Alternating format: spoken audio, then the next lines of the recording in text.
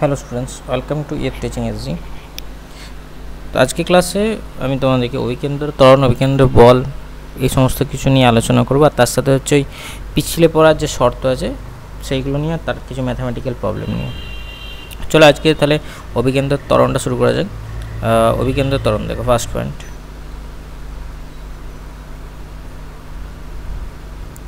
অভিকেন্দ্র ত্বরণ। এটাকে বলা হয় কি সেন্ট্রিপিটাল এক্সিলারেশন। ঠিক আছে, সেন্ট্রিপিটাল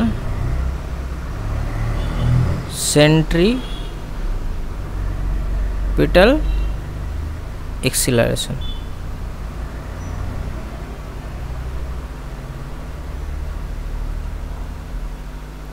এসিসি এক্সিলারেশন, LERATION। ঠিক আছে, সেন্ট্রিপিটাল এক্সিলারেশন। এর ব্যাপারটা দেখো, সেন্ট্রিপিটাল এক্সিলারেশন বলতে কি, তোমরা নর্মালি একটা ত্বরণ করেছিলে, সেই ত্বরণটা কি যে সময়ের সাপেক্ষে বেগ পরিবর্তন, যেটা সেটাই হলো কি শুধুমাত্র না রৈখিক ত্বরণ। এবার অভিকেন্দ্র ত্বরণ মানে কি, যেটাকে সেন্টারের দিকে তোমার কাজ করবে। তো আমি একটা বৃত্ত আঁকছি এখানে। ঠিক আছে, এই বৃত্তটা ধরো এরকম আছে। এবার বৃত্ত ধরো সেন্টার থেকে আমি একটা পয়েন্ট আউট করছি। এটা ধরো সেন্টার থেকে আমি কোনো রকমের পয়েন্ট আউট করলাম একটা। ঠিক আছে, এবার ধরো সেন্টারটা আমার কি ও পয়েন্টে, সাপোজ ধরো এটা ধরো ও পয়েন্ট। এবার কি হচ্ছে, ধরো কোনো একটা বস্তু যখন বৃত্তীয় গতিতে ঘুরছে, ঠিক আছে, মানে এরকমভাবে একটা সার্কুলার মোশন করছে, এই বৃত্তীয় গতিতে যখন ঘুরছে, তখন সেক্ষেত্রে কি হচ্ছে, বস্তুটা ঘোরার জন্য কি হচ্ছে, বস্তুটার সেন্টারের দিকে কিন্তু একটা বল সবসময় কাজ করছে, কেন্দ্রের দিক বরাবর। ওই কেন্দ্রের দিক বরাবর যে বলটা কাজ করে, তার জন্যে যে ত্বরণটা কাজ হয় সেটা কিন্তু অভিকেন্দ্রীয় ত্বরণ। আর বাইরের দিকে যেটা কাজ করে সেটাকে বলা হয় অপকেন্দ্র। ঠিক আছে, এটা যেটা বাইরের দিকে যেটা কাজ করে সেটা কি অপকেন্দ্র। আর যেটা কি ভেতরের দিকে কাজ করে সেটা হচ্ছে কি অভিকেন্দ্র। এটা হলো অভিকেন্দ্র। এবার অভিকেন্দ্র বল যেরকম, অভিকেন্দ্র ত্বরণও সেরকম হবে। অভিকেন্দ্র বলের ব্যাপারটা যেরকম থাকছে, ওই বলটার সাথে কি হচ্ছে, মানে বস্তুটার ভর আর যদি ত্বরণটা গুণ করে অভিকেন্দ্র ত্বরণটা, তাহলে কি বস্তুটার অভিকেন্দ্র বলটা হয়ে যাবে।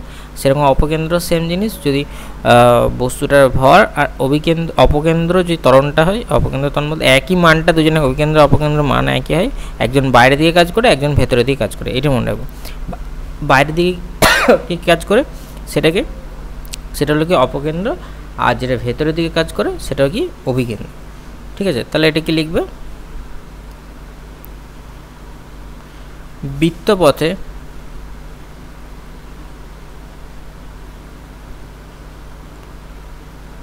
ঘূর্ণায়মান কোনো কণার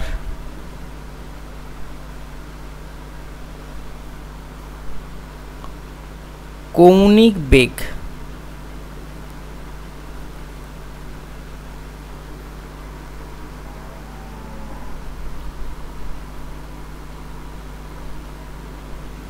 আচ্ছা, কৌণিক বেগটা বলো না, এখানে দেখবে বৃত্তপথে ঘূর্ণায়মান কোনো কণার কেন্দ্রের অভিমুখে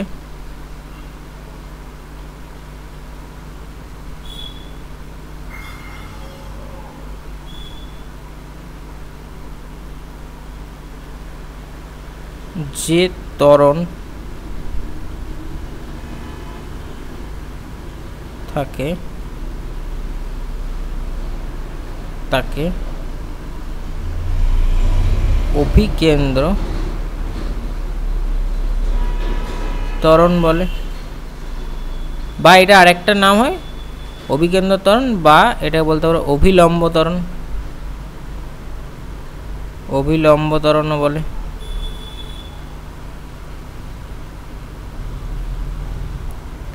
ঠিক আছে, এবার ব্যাপারটা দেখো, যখন এই যে কোন দিকে অভিকেন্দ্র ত্বরণটা কাজ করবে সেটার উপর ব্যাপার আছে। তাহলে এটা দেখো আমি যদি একটা ব্যাসার্ধ নিই তাহলে ব্যাসার্ধের দেখো ব্যাসার্ধ বরাবর কেন্দ্রের দিকে কিন্তু কাজ করছে। এবার দেখো যখন আমি কোণার বেগ বলবো, ঠিক আছে, এখানে একটা জিনিস লিখে দিয়ে যাতে তোমাদের বুঝতে সুবিধা হয়। দেখো কোণার বেগ সর্বদা বৃত্তের স্পর্শক বরাবর কাজ করে। ধরো এইখানে যদি আমি একটা এই যে বৃত্তর এখানে যদি আমি একটা পয়েন্ট নিই, ঠিক আছে, নীল কালারটা নিচ্ছে, ধরো নীল কালার এখানে একটা পয়েন্ট নিচ্ছে, এর স্পর্শক বরাবর এই পয়েন্টটা মানে কি ওপরের দিকে এরকম যদি দেখাতে পারি তাহলে এটা কি স্পর্শক, তাহলে কি ওই নীল কালারটা বরাবর কী হবে কিন্তু কোণার বেগটা কিন্তু নির্দেশ করবে। কিন্তু এখানে লিখবে ত্বরণ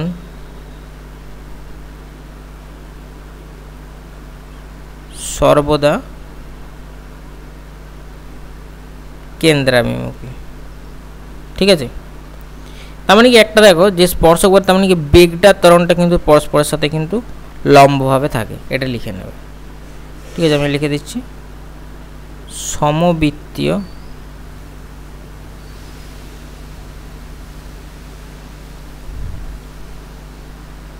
গতির ক্ষেত্রে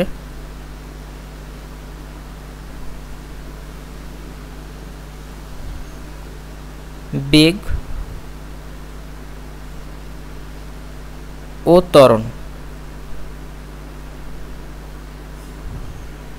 পরস্পরের সঙ্গে লম্বভাবে থাকে। যাতে তোমাদের বুঝতে সুবিধায় কোন দিকে কোন মুখে থাকছে, ঠিক আছে।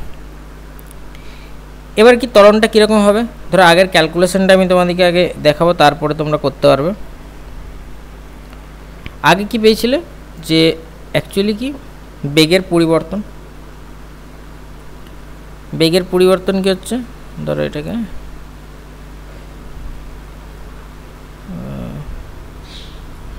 ধরো আমি নিচ্ছি যে তোমাদের বৃত্তের স্পর্শক বরাবর কোনো ত্বরণ কাজ করে না, ঠিক আছে। তাহলে কি হচ্ছে স্পর্শক বরাবর যদি না কাজ করে তাহলে কি হচ্ছে কেন্দ্র বরাবর মানে কেন্দ্রের দিকে ব্যাসার্ধ বরাবর কাজ করছে, মানে এটাকে যদি নাম দাও, পয়েন্টটার নাম আমি দিচ্ছি এ নাম দিয়ে দিচ্ছি, ধরো এখানে একটা নাম দিই এ, ঠিক আছে।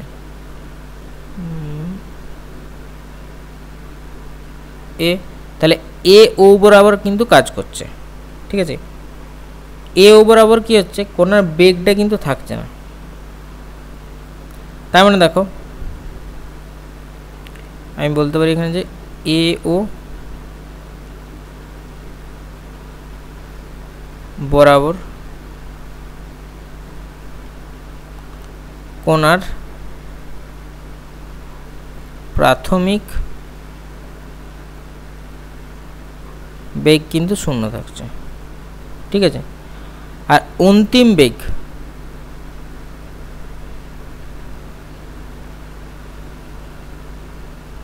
ওটা কিন্তু V actual K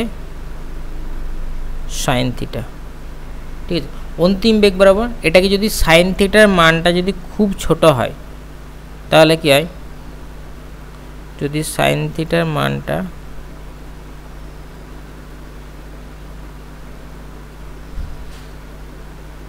tends to জিরোর দিকে যায় তাহলে আমরা কি সাইন থিটা এটাকে কি ধরতে পারি, থিটা ধরে নিতে পারি, যদি ছোট হয় তাহলে আমি কি বলতে পারি ভি থিটা, ঠিক আছে। তাহলে কোণার ক্ষেত্রে দেখো এইখানে ভি সাইন থিটাটা মানে অন্তিম বেগ কীটা হচ্ছে আর প্রাথমিক বেগ কীরকম হচ্ছে।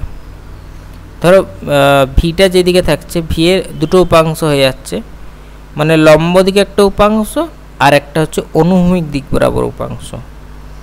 এবার ধরো এইখানে যদি আমি ছবিটা আঁকি এরকমভাবে তোমাদেরকে বোঝানোর জন্য, যে এদিকে একটা ধরো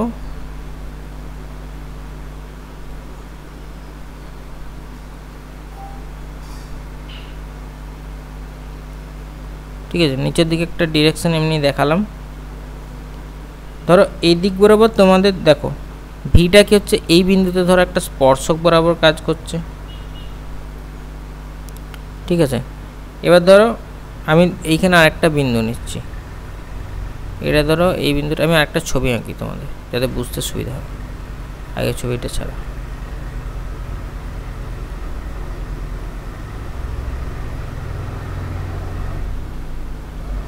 একটু বড় করেই আঁকলাম ছবিটা, ঠিক আছে। সেন্টার থেকে ধরো একটা আমি লাইন নিচ্ছি, এটা ধরো সেন্টার থেকে নিচ্ছি,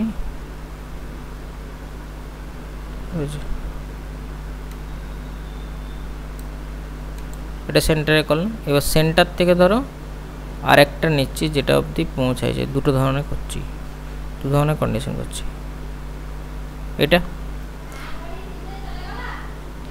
এবার ধরো এই পয়েন্টের নাম দিচ্ছি ধরো এ পয়েন্ট, এটার নাম দিচ্ছি বি পয়েন্ট। তাহলে প্রাথমিক বেগ অন্তিম এদের মধ্যে কি কত সরানো হয়েছে, এটা এই কোণটা দিচ্ছি আমি থিটা, এটা ধরো ও বিন্দু। এবার এই বি বিন্দুতে যদি আমি স্পর্শক বরাবর কোনো কিছু করি, স্পর্শক বরাবর ধরো, তাহলে স্পর্শক বরাবর আমি একটা দেখাই, এটা স্পর্শক বরাবর, ঠিক আছে। তাহলে স্পর্শক বরাবর যদি এটা আমি করি,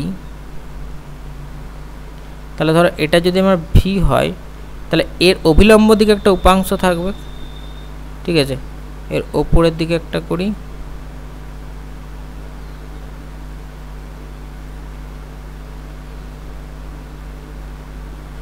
ধরো এটাকে আমি অন্য কালার দেখে দিলাম, আর এই দিকে একটা উপাংশ কাজ করবে।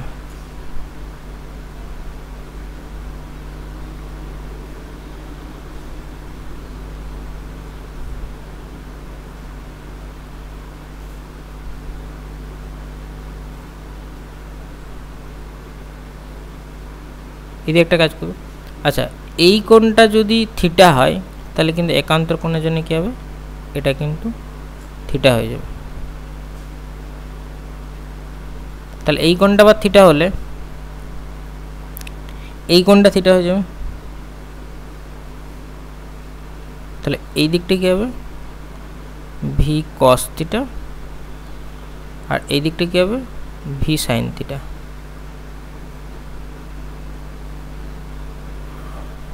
ঠিক আছে। এবার ভি অন্তিম বেগটা কী এলো দেখো, যেটা উপাংশ বরাবর আছে সেটা কি হচ্ছে, প্রথমে ধরো এও বরাবর যে বেগটা সেটা প্রথমে নাই, তারপর কী হয়েছে, প্রথমে ধরো বি বিন্দুতে পৌঁছেছে, তখন বি বিন্দুতে পৌঁছানোর পর ধরো বেগটা কী হয়েছে, এও বরাবর কিন্তু কোনো বেগ নাই, তাহলে বি বিন্দুতে পৌঁছানোর পর যে অন্তিম বেগটা সেটা ওপরের দিকে কত হচ্ছে, সেটা হচ্ছে ভি সাইন থিটা, ঠিক আছে। এবার যেটা অন্তিম বেগ বি বিন্দুতে মানে সেন্টারের দিকে আর কি, তাহলে আমি যদি এখানে একটা অক্ষ টানি, মনে করো এটা যদি একটা অক্ষ নিই, এই বরাবর যদি কোনো একটা অক্ষ আমি টানি, তাহলে সেই অক্ষ মানে কি সেন্টারের দিকে বা অক্ষের দিকে এটা, তাহলে কি ভি সাইন থিটাটা ওইদিকে কাজ করছে, ব্যাসার্ধ বরাবর যেমন এইটাতে করেছি সেরকম সেম টাইপের ব্যাসার্ধ বরাবর কোনটা কাজ করছে, ভি সাইন থিটাটা। এটা কি হলো অন্তিম বেগ। সাইন থিটার মানটা যদি খুব ছোট হয় তাহলে আমি এখানে লিখতে পারি যে V sine theta equal to V theta. তাহলে এবার যদি আমি বলি অভিকেন্দ্র ত্বরণ কী হবে, মানে বেগের পরিবর্তনটাকে কত বার করো, তাহলে বেগের পরিবর্তন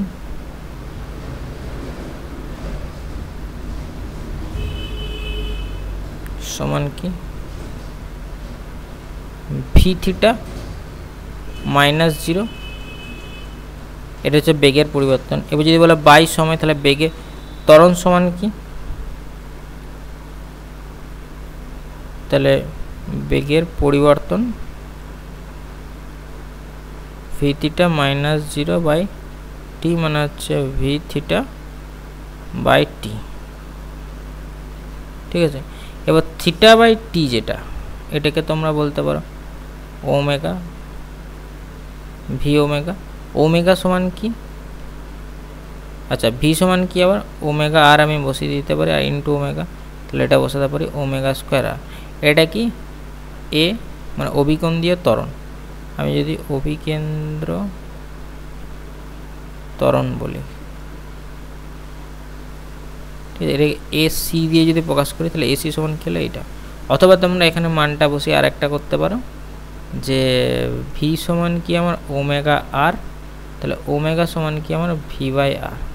তাহলে মানটা বসিয়ে এখানে ভি সমান ওমেগার জায়গায় ভি বাই আর বসিয়ে দিচ্ছি, তাহলে এটা পাচ্ছি ভি স্কোয়ার বাই আর।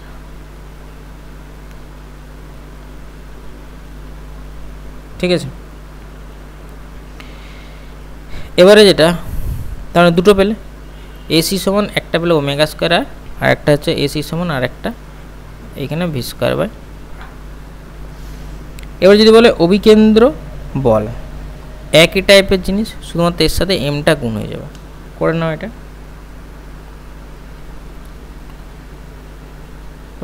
অভিকেন্দ্র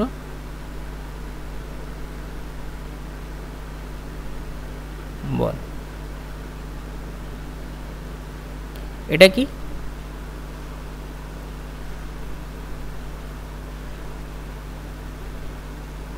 ঠিক আছে, বৃত্তাকার পথে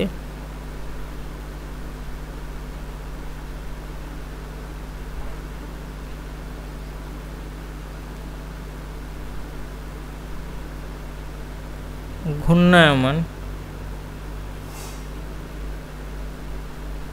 কোন কণা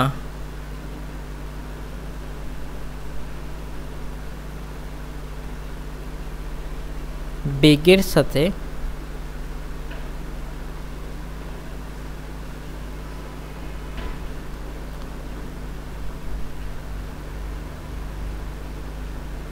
লম্বভাবে এবং ওই বৃত্তাকার পথের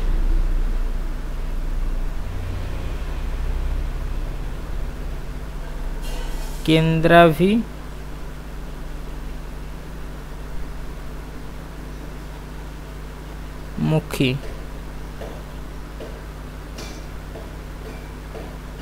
যে বল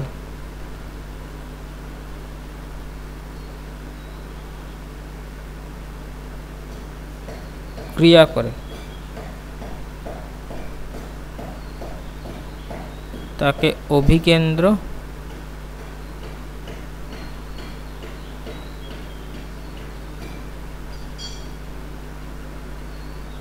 বল বলে। ঠিক আছে, এবার ধরো যে এম ব্যাসার্ধের এম ভরের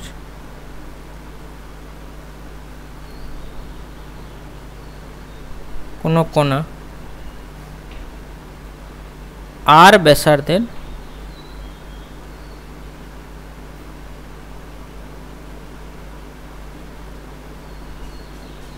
বৃত্তপথে ভি বেগে ভি রৈখিক বেগে লিখতে পারো, আচ্ছা ভি রৈখিক বেগে গতিশীল হলে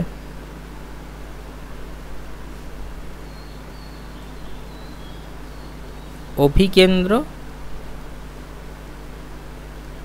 বল এফ, সাপোজ মনে করো সি যদি বলো, এটাকে সেন্ট্রিপিটাল ফোর্স বলে আমি সি করে দিলাম,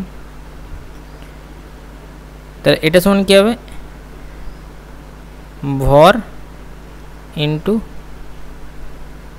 অভিকেন্দ্র ত্বরণ।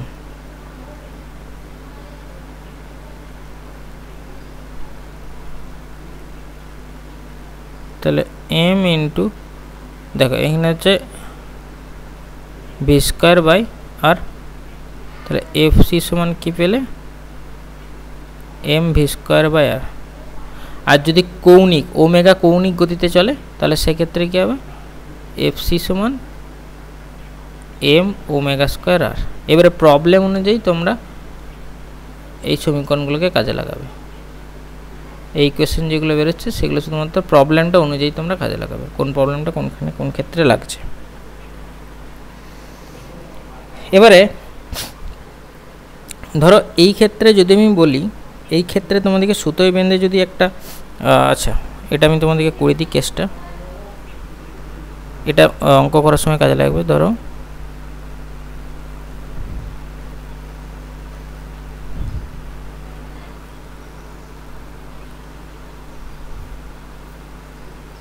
সুতোয় বাঁধা একটি পাথরের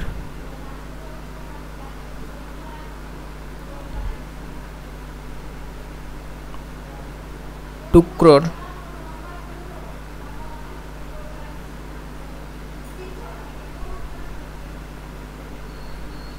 অনুভূমিক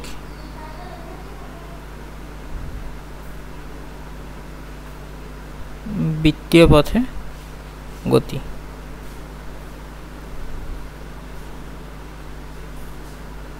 এটা কীরকম বলবে দেখো, বৃত্তপথে যদি ঘুরতে থাকে তখন কী হবে,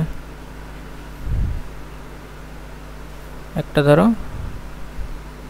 ঠিক আছে এরকম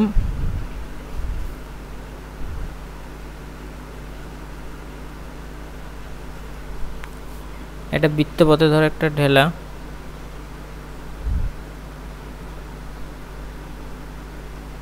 ঘুরছে, ধরো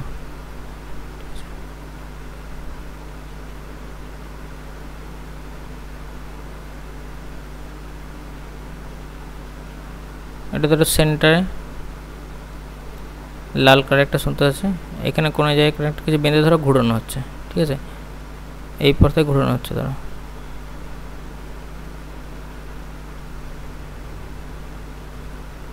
এটা সেন্টার, ধরো ও সেন্টার ধরো ঘুরানো হচ্ছে, তাহলে তখন সেক্ষেত্রে ইকুয়েশন কী হবে, ধরো এই দড়িটার মধ্যে লাল কালারটা সেটা হচ্ছে দড়ি, দড়ির ক্ষেত্রে ধরো একটা টান বল কাজ করবে, ঠিক আছে টান বল ধরো এটা আমি বললাম টি, আর ভেতরের দিকে সেন্টারে যে বলটা কাজ করছে এটা কি, এটা হচ্ছে ধরো অভিকেন্দ্র বলটা এফসিটা। এই দুটো কী হবে, পরস্পরকে কিন্তু ব্যালেন্স করে যাবে, মানে এখানে হবে তোমার ইকুয়েশনটা অভিকেন্দ্র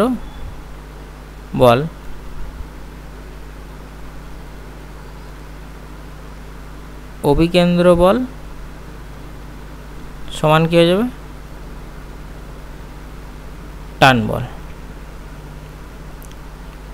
ঠিক আছে। তাহলে তখন অভিকেন্দ্র বল আর টান বল যদি সমান হয়ে যায় তখন এইটার সাথে তোমরা করবে যে ধরো এইদিকে টান বল আমি টি করলাম, টি সমান কী হয়ে যাবে এম ভি স্কোয়ার বাই আর। তাহলে এখানে যদি ভি বার করতে যাবে ভি স্কোয়ার সমান কী হবে আর টি বাই এম, তাহলে ভি সমান কী হবে root over T by M, ঠিক আছে। এই ইকুয়েশনটা মনে রাখবে। এই ক্ষেত্রে যদি বলে যে আমি বৃত্তপথে যদি কোনো সুতোকে টেনে ঘুরোই তাহলে তখন সেক্ষেত্রে আমার যে বৃত্তপথটায় যে ওই সুতোটা নিয়ে আমি যে বস্তুটা ঘুরবো, ওই লাল কালারে যে বস্তুটা ঘুরবো তার বেগ কত হবে যাতে না ছিঁড়ে যায়, ছেঁড়ার আগে অবধি, ঠিক আছে। তখন এটা করে নেবে, এটা অঙ্ক করতে পারবে তোমরা। এরপর ধরো কেস আছে যে তোমাদের পিছলে না পড়ার শর্ত, ঠিক আছে, বা ধরো কোনো বস্তু কোনো এক জায়গায় দাঁড়িয়ে আছে তখন সেক্ষেত্রে অপকেন্দ্র বলে ব্যাপারটা একটু এর সাথে বলে দিই ব্যাপারটা ছোটো করে, যেহেতু এটার সাথে একই ধরনের জিনিস, মানে মান দুটোর রাশি প্রায় একই, ঠিক আছে। অপকেন্দ্র বল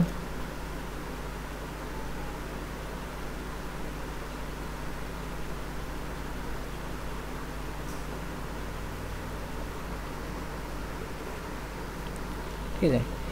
এইখানে হচ্ছে কি দেখো অপকেন্দ্র বলটা কি, ওটা যেমন হচ্ছে তোমাদের সেন্ট্রিপিটাল ছিল, এটা কিন্তু সেন্ট্রিফিউগাল ফোর্স। এইখানে সেন্ট্রিফিউগাল ফোর্স দেখো অনেক সময় কি হয়, তোমরা উদাহরণ অনেক জেনে থাকবে, পৃথিবীর যে আহ্নিক গতিটা হয়, আহ্নিক গতির জন্য যে মানে পৃথিবীতে যে ঘুরতে থাকে সেটা কিন্তু সেন্ট্রিফিউগাল বলের কিছু উদাহরণ। এবার সেইটা নিয়েও আমি কিছু দেখাবো আগে যে সেন্ট্রিফিউগালে। তাহলে এবার ধরো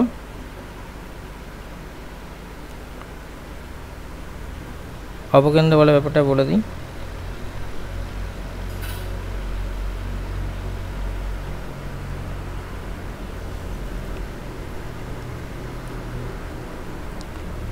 কোনো বস্তু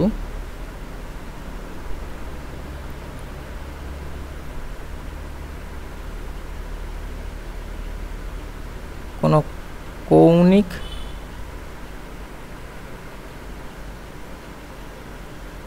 বেগ নিয়ে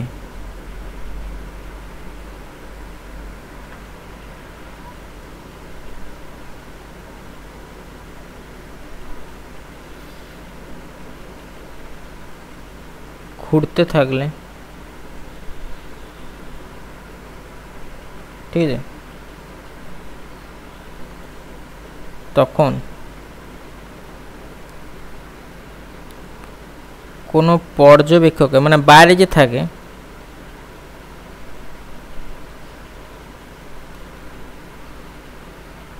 মনে হয় যে বস্তুটির ওপর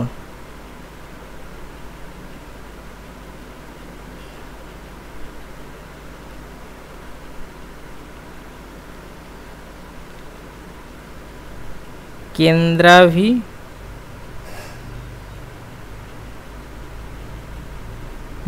বলের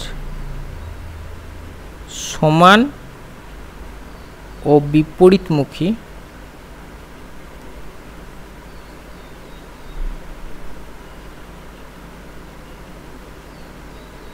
একটি বল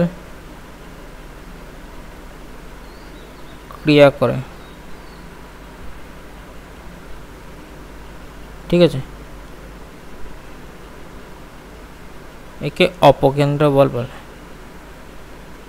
এর কিছু মানে কন্ডিশন আমি করাবো পরে, যখন ওই বললাম তোমাদের ওই পৃথিবীর আণবিক গতির জন্য যে একটা পোর্শন আছে তোমাদের, ওই পোর্শনে করাবো, ঠিক আছে। এবার তোমাদের ছোট ছোট কিছু কেস আছে, যেমন হচ্ছে বৃত্তাকার পথে সাইকেলারের গতি, ওটা করো। তাহলে অপকেন্দ্র বল কি বাইরের দিকে, মানে যে আমার বলটা কেন্দ্রাভিমুখী কাজ করছে সেই বলটা কিন্তু বাইরের দিকে একটা সমান বিপরীতমুখী বল কাজ করে, ঠিক আছে, যেটা পর্যবেক্ষক দাঁড়িয়ে আছে, যে যদি ওখানে ঘুরছে তুমি ওটা ফিল করবে। যদি কোনো একটা সুতো করে একটা ঢেলা ভরে যদি ঘুরো, তখন সেক্ষেত্রে বাইরের দিকে একটা বল অনুভব করবে, সেই বলটাই হচ্ছে কি অপকেন্দ্র বল। এবারে তোমাদের এইখানে দেখো, যদি যে কোনো একটা নির্দেশন আমি করেছিলাম, যখন নির্দেশন দেবে জড়তীয় অজড়তীয় বলতে পারো, দেবে একটা মানে এই যে অপকেন্দ্র বলটা, তোমরা কি এটা অনেক সময় এই বলটাকে ফিল করো, ঠিক আছে, মানে এই বলটা যে ফিল করছো না, মানে এই বলটা কি অ্যাকচুয়ালি মানে অভিকেন্দ্র বলটা সেন্টার দিয়ে কাজ করে, এটা কিন্তু একটা ব্যাখ্যা আছে, কিন্তু ওর যে বিপরীতমুখী বলটা আমরা যে পর্যবেক্ষক মনে হচ্ছে, সেই বলটা অ্যাকচুয়ালি বাস্তব অস্তিত্ব দেখা যায় না, বাট এটাকে কি মনে হয়, তো সেই জন্য এই বলটাকে কি বলা হচ্ছে বাস্তব বল নয় বলা হচ্ছে কিন্তু, ঠিক আছে। এই অপকেন্দ্র বল আমি এটা পয়েন্ট আউট করে দিচ্ছি, অপকেন্দ্র বল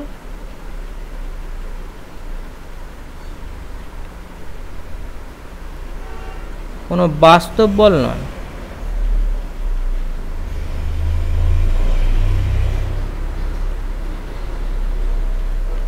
ঠিক আছে, কিন্তু বাস্তব বল কোনো কিছু নয়, একে অলিক বল বলা হয়, অলিক বল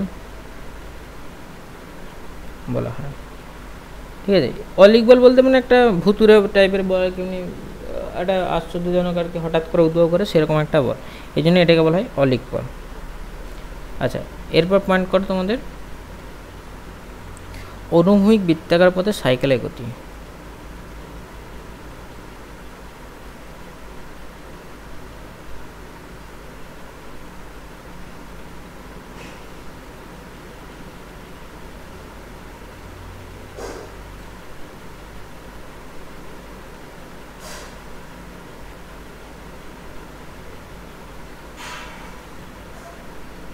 ঠিক আছে, অনুভূমিক বৃত্তাকার পথে সাইকেলের গতি। ধরো আমি প্রথমে যে সাইকেলে তোমরা যখন চালাচ্ছ, একটা লোক ধরো একটা বাঁকে বাঁকছে, তখন সেক্ষেত্রে কী হয়, সাইকেলের রেউটা দেবে একটু হেলে চালায়, বাঁকে বাঁকার সময় যদি সোজা হয় কি সাইকেলের রেউটা যখন চালাবে তোমরা দেখবে বাঁকে দেবে একটু হেলে চালাবে, যার ক্ষেত্রে তোমরা না হলে কী হবে, ওই বাঁকটা সোজাসুজি তোমরা চলে গিয়ে অ্যাক্সিডেন্ট হয়ে যেতে পারে যদি তোমরা একটু কোণ করে না চালাও। এই জন্যই কী হয়, একটু মানে ব্যাঙ্কিংয়ে যেটা কী হয়, ব্যাঙ্কিং মানে তোমাদের বাঁকে আর কি, স্কিড যাতে না করে যায়, পিছলে যাতে না পড়ে যায়, সেই জন্য কী করা হয়, আমাদেরকে একটু মেঁকে চালাতে হয়। তখন কী করবে, ধরো আমি এটা সাইকেলের, এটা নর্মালি এরকম একটা ডায়াগ্রাম নিচ্ছি, তারপরে ধরো সাইকেলটা, সাপোজ আমি একটা নর্মালি এঁকে দিচ্ছি এরকম সাইকেল, এটা ধরো বেঁকে চালাচ্ছ সাইকেলটা। এবার ধরো এটার জন্য কী হয়, একটা ধরো মানে আমাদেরকে সাইকেলের ওপর কিন্তু একটা লম্ব বল কাজ করে, ঠিক আছে। রাস্তার ধরো ওই রাস্তার উপর তুমি চালাচ্ছ, মানে যে বলটা তুমি যে প্রয়োগ করে চলছে, মানে টার্নিংয়ে নিচ্ছ ব্যাঙ্কিং হওয়ার জন্য, সাইকেলের ওপর কিন্তু একটা লম্ব বল, আর যে লম্ব বলটা যে কাজ করে ওখানে, ঠিক আছে, সেটাকে আমি কিন্তু, আর যদি ঘর্ষণ বলটা তার একটা কিন্তু ওই লম্ব কিন্তু কাজ করে সবসময়, অবিলম্ব বল, সেটা কিন্তু আর ওপরের দিকে, ওই যে একটা তোমার লম্ব বল কাজ করে ওকে আমি কিন্তু আর দিয়ে প্রকাশ করলাম। আর যদি বলো এই যে বলটা, এই আরটা কিন্তু ধরো আমি ধরলাম উলম্বের সাথে কিন্তু যদি থিটা কোণ করে, এটা ধরো থিটা কোণ, আরটাকে একটা লম্ব প্রতিক্রিয়া, এবার সেটার সাথে কি হচ্ছে, এটা ওই সাইকেলটা হিসাবে কাজ করছে, এই কোণটা ধরো আমি যদি থিটা কাজ করে থিটা, তাহলে ওপরের দিকে পোর্শনটা আমার কী হচ্ছে, এইদিকে পোর্শনটা হয়ে যাচ্ছে কি আর কস থিটা, আর এইদিকে পোর্শনটা আমার কী হিসাবে কাজ করছে, এটা হয়ে যাচ্ছে কি আর সাইন থিটা। কারণ দেখো তোমরা আগে বলতে নিচেরটা আর কস থিটা, কিন্তু এখানে দেখো অ্যাঙ্গেলটা আছে কিন্তু ওপরের দিকে, তাহলে যে দিকটাতে আমার অ্যাঙ্গেলটা থাকছে সেই অভিমুখটা কিন্তু আর কস থিটা, আর নিচে মানে উল্টো দিকে কন্ডিশনটা কি থাকছে, তার যে অভিলম্ব কন্ডিশনটা সেটা কিন্তু আর সাইন থিটার। এই ক্ষেত্রে ওটাই করলাম। এবার ধরো ব্যক্তিটার ক্ষেত্রে আমি এখানে লিখে দিচ্ছি তোমাদের, সাইকেল সহ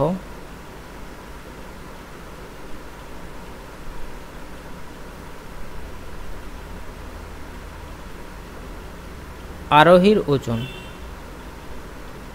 এটা ধরো আমি নিচ্ছি mg, এমটা হচ্ছে ভর, আর জিটা গুণ করলে কি হয়, ওজনটা হয়, নিচের দিকে কাজ করে mg। আর যে বৃত্তাকার পথে টার্নিং নিচ্ছে, ঠিক আছে, বৃত্তাকার পথে ব্যাসার্ধ ধরো আর, ঠিক আছে। আর ধরো আরোহীর বেগ,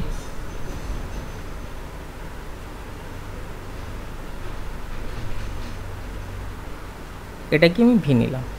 এবার দেখো আমি দুটো ইকুয়েশন পাবো, ঠিক আছে। যেটা দেখো নিচের দিকে কাজ করছে, এই নিচের দিকের অংশটা কিন্তু ওই যে লোকটাকে বললাম আরোহীটাকে কিন্তু ব্যালেন্স করতে সাহায্য করছে, নিচের দিকে এমজিটা কাজ করেছে। আর যেটা ওই আর সাইন থিটা, সেটা কিন্তু ওর অভিকেন্দ্র যে বলটা আছে সেটা কিন্তু যোগাতে সাহায্য করছে, মানে এম ভি স্কোয়ার বাই আরটাকে দিচ্ছে। তাহলে আমি ক্ষেত্রে দুটোকে আমি সমান করতে পারি। দেখো এখানে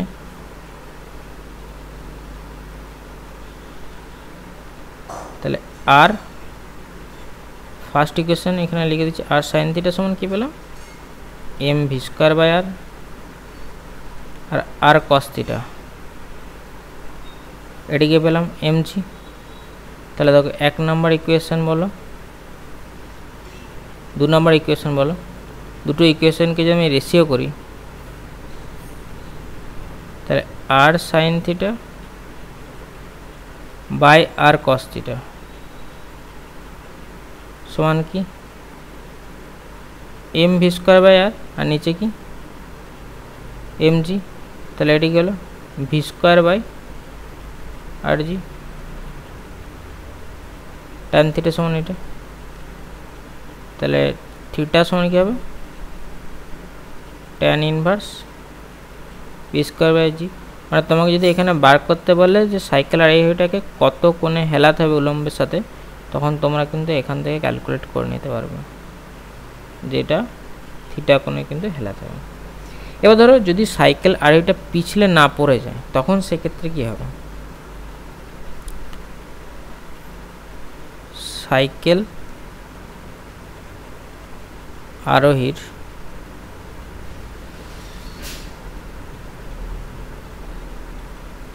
পিছলে না পড়ার শর্ত।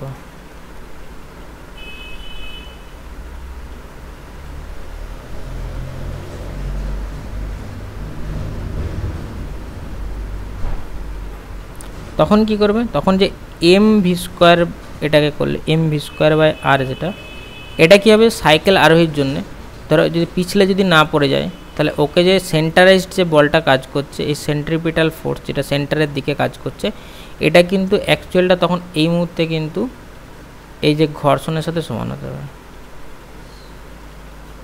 তাহলে এই মানটা কী হবে, এর সাথে সমান হয়ে যাবে। তাহলে ভি স্কোয়ার বাই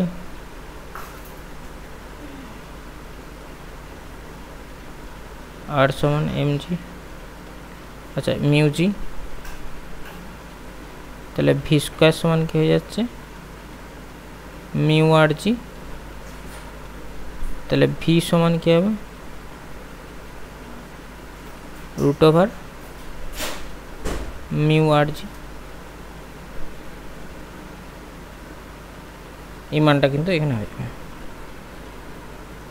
এবারে যদি বলো তেমন কি ম্যাক্স এই বেগে চালালে এটা কিন্তু সাইকেলটা কিন্তু স্কিড করবে না। এই ভিটাই কী হলো, এটাকে করতে পারো তোমরা ভি, তাহলে আমি বলতে ভি এম করতে পারি, সর্বোচ্চ এটাই বেগ যাতে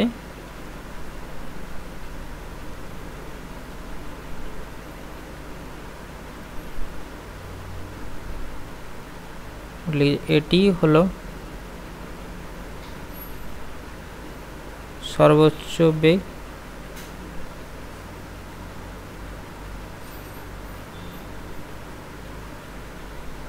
যার ওপরে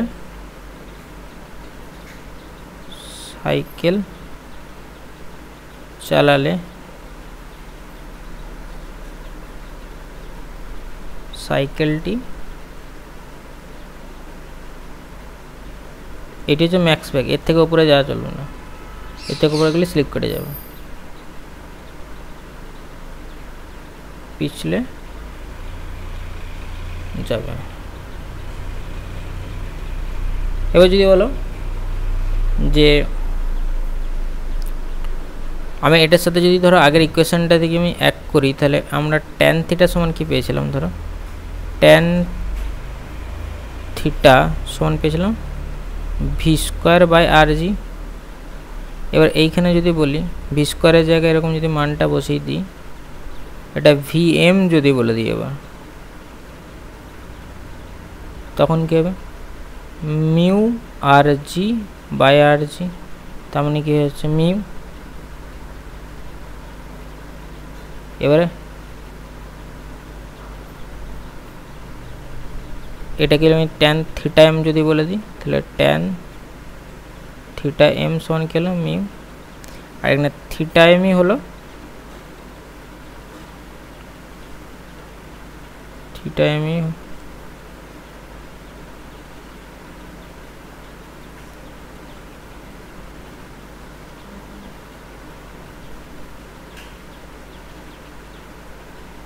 উলম্বের দিকের সাথে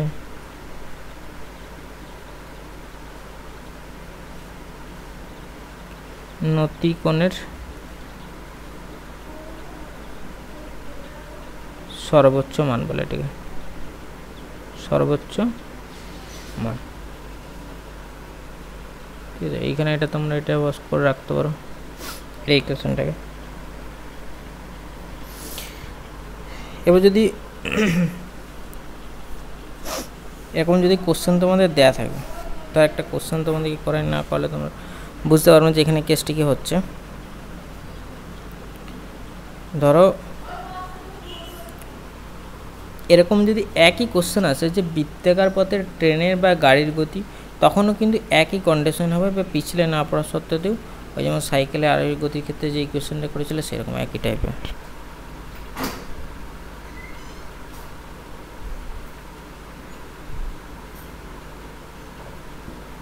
এখানে ধরো কোশ্চেন দিচ্ছি, এটা বুঝতে পারো কোশ্চেনটা কীরকম। দেখো একজন সাইকেল আরোহী একজন সাইকেল আরোহী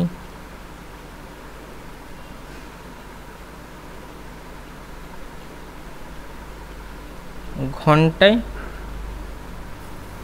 18 কিমি বেগে 20 মিটার ব্যাসার্ধের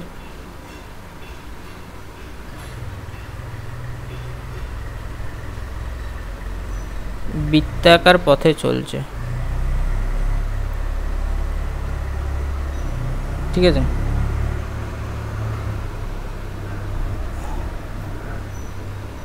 উলম্বের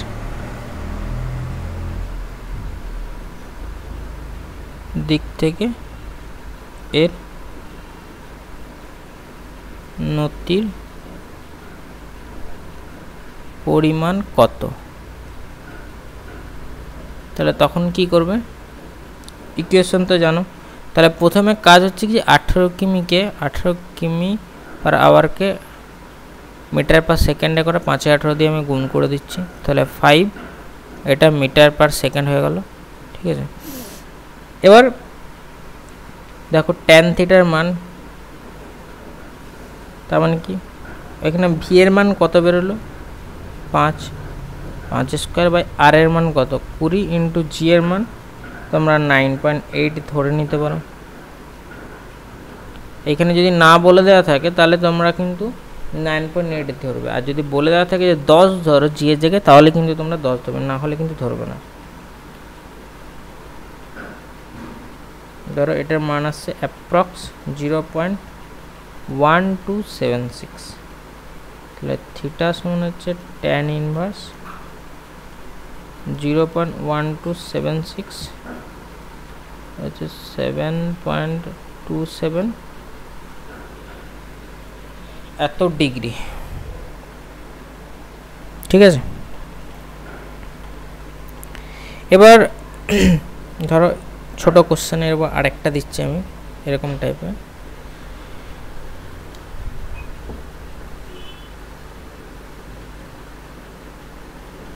কোশ্চেন 2, ধরো একটি গাড়ি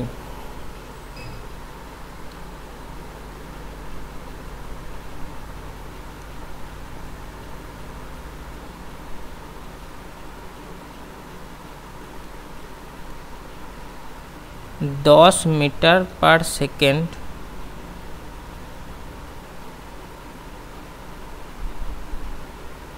গতিবেগে 10 মিটার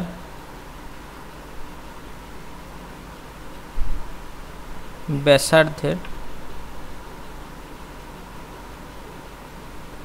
একটি অনুভূমিক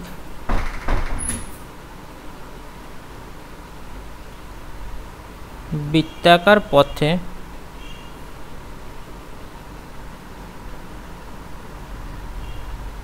ঘুরছে। ঠিক আছে, একটি উলন পিণ্ড 1 মিটার দীর্ঘ একটি হালকা দণ্ডের সাহায্যে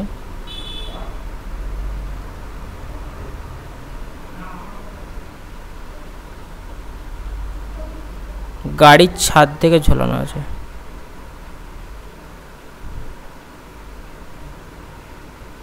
গাড়ির ছাদ থেকে ঝোলানো আছে।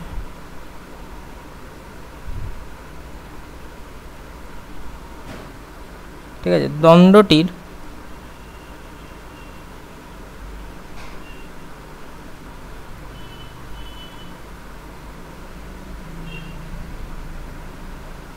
অনুভূমিক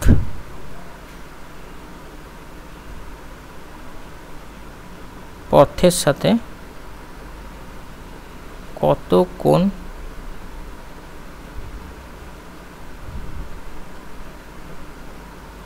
উৎপন্ন করে। কি করবে, ধরো গাড়িটা কিন্তু বৃত্তাকার পথে ঘুরছে, এটা তোমাদেরকে বুঝতে হবে যে গাড়িটা ঘুরছে একটা বৃত্তাকার পথে। তার সাথে কী হচ্ছে, মাথায় ধরো গাড়িটার যে গাড়িটাতে ঘুরছে, আচ্ছা ছবিটা, আচ্ছা ধরো গাড়িটা ঘুরছে এরকম একটা, গাড়িটা ধরো যে বৃত্তাকার পথে চলে,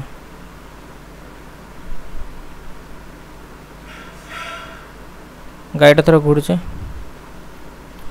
এবার হচ্ছে কি যে ওলন পিণ্ডটা 1 মিটারে আছে, সেক্ষেত্রে ধরো এটা কি গাড়ির ওপরে আছে, ঠিক আছে, নিচের দিকে ধরো ওলন পিণ্ডটা আছে। এটা টি যে টান বলটা ধরো আমি ধরে নিলাম যে টান বল ওলন পিণ্ডটার মধ্যে কাজ করছে। এবার এটা কি হবে, এটা তো ধরো এরকমভাবে দোলবে, এটা এরকমভাবে নিচের দিকে তো থাকবে না, এটা যখন গাড়িটা চলতে শুরু করবে এটা এরকমভাবে হেলে যাবে, ঠিক আছে, ওলন পিণ্ডটা। তাহলে এটা ওলন পিণ্ড আছে, আমি বললাম এটা কিন্তু এরকমভাবে হেলে যাচ্ছে। এবার ধরো এটা যদি এরকম করে হেলে যায়, তাহলে এর যেটা কী হবে, নিচের দিকে যেটা কি হচ্ছে, এর উপাংশটা, এর দুটো উপাংশ ধরো, ধরো সেন্টারাইজড যেটা, ঠিক আছে। এবার এটা কি হয়ে যাবে, টি কস থিটা, এই ধরো টি সাইন থিটা, ওলন পিণ্ডটা। এবার ধরো ওলন পিণ্ডটা যে ঘুরছে, সেটা ঘোরার জন্য দেখো ওপরের দিকে ধরো, আমি ধরি ওপরের সাথে যদি কোণটা করে থাকে, তাহলে দেখো টি যে কস থিটাটা আছে, এই টি কস থিটাটা, এই টি কস থিটাটা, টি সাইন থিটাটা কিন্তু কোনো কাজ করবে না। টি সাইন থিটাটা কিন্তু নিচের দিকে বলতে পারো, যদি নিচে থাকে তাহলে উপরের দিকে কাজ করবে, এরকম বলতে পারো, ঠিক আছে। ওটা কিন্তু নিচে বা উপরের সঙ্গে সম্পর্ক। কিন্তু গাড়িটা যেদিকে ঘুরছে টার্নিং নিচ্ছে, তার উল্টো দিকে বাঁকার জন্য, মানে সেন্টারের দিকে বাঁকার জন্য, ধরো তার অপোজিট দিকে বাঁকার জন্য কিন্তু ই ব্যালেন্স করছে, ঠিক আছে। ধরো গাড়িটা এরকম করে টার্নিংটা নিচ্ছে, তাহলে ওলনটাকে ওই দিকে মেঁকে যাবে। আর যদি এরকম করে যদি ওই দিকে চলে, গাড়িটা যদি এই দিকে টার্নিং নেয়, তাহলে কী হবে, মানে ওলনটা এই দিকে ঝুলবে। সেন্টারে যদি এরকম থাকে, তাহলে এইরকম করে যদি থাকে, তাহলে এটা কিন্তু এই দিকে মেঁকে যাবে। বুঝতে পারলে ব্যাপারটা? এটা কি যদি এরকম করে গাড়িটা টার্নিংটা নেয়, তাহলে কী হবে, সুতোটা আমার এই মাঝে ঝুলছিল, এটা এদিকে মেঁকে যাবে। তাহলে কি এই যে টি কস থিটাটা এই ক্ষেত্রে